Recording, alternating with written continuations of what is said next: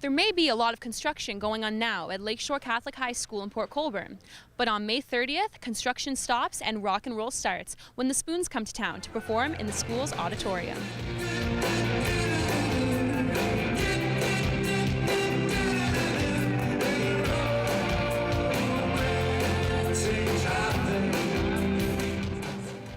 Well, we have a fantastic theater and auditorium that is used by a lot of members in our community, and we thought that why not us? Why not use our own facilities for something that would be fun? So actually my vice principal, Andrew Boone, came up with the idea of having a concert series here at Lakeshore Catholic High School.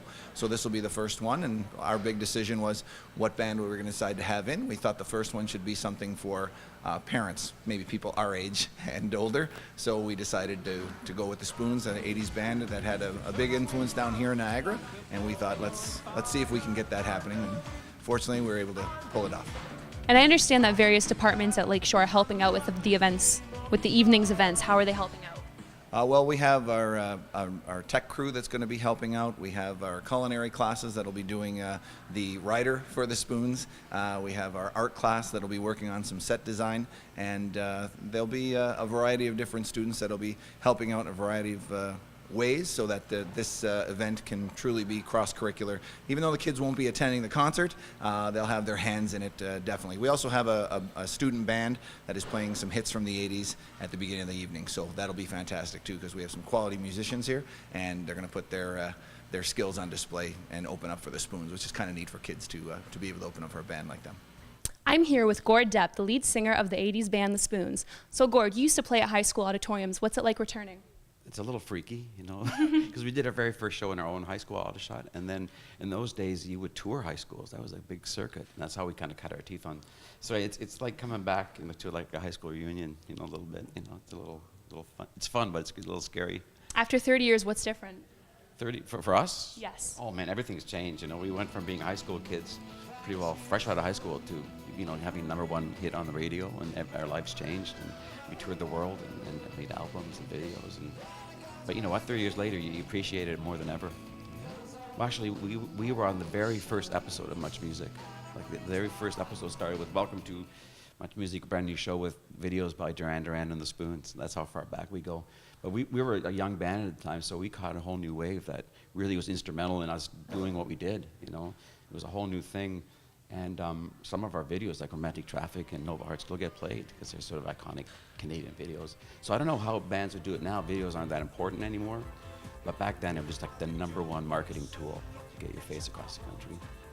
And are you going to play the intro to one of the songs you wrote? Yeah, I'm not a piano player, but the very first thing I wrote on the piano ended up being our first #1 hit. So it was like so simple. Our keyboard player went, that's a lucky strike. Yeah, he went like, this is the first place my hands went, right? And he said, that is so stupid and simple, I wouldn't have thought of it, but it worked, yeah. It was just like, let me see, remember. I'm not a piano player at all, just like.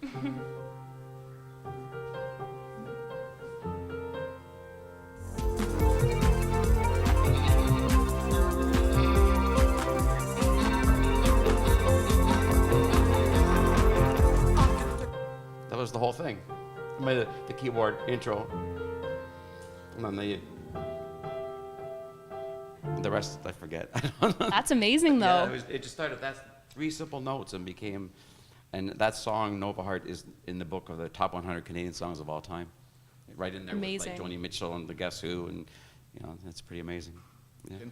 Best way for tickets is to call the school, Lakeshore Catholic High School, 905-835-2451, and you can call, and we will set you up and put tickets aside for you, and everything will be great. So we're getting close to capacity is only 600, and I do want to mention that that Gordon and the Spoons are nice enough to do a meet and greet afterwards, and so if you come to the Spoons concert, you'll get to meet the Spoons afterwards, and so tickets are going pretty quick after that.